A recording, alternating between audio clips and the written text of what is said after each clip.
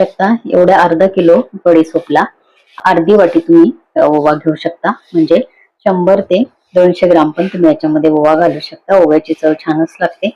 लहान मुलं जर खाणारी असतील तर त्यांना तिखट लागू शकतं, म्हणून मी इथे माझी नात बडीशोप खाते म्हणून मी इथे अगदी फक्त 3 टीस्पून इथे हे घेतलेलं आहे, ओवा घेतलेला आहे.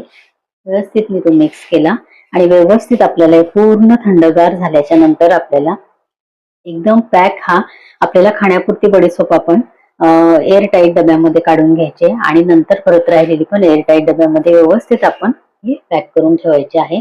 महिना 2 महिने सुद्धा ही अशा पद्धतीने भाजलेली बडीशोप अजिबात नरम पडत नाही आणि खायला एकदम शेवटपर्यंत कुरकुरीत राहते. या पद्धतीने बडीशोप नक्की करून बघा.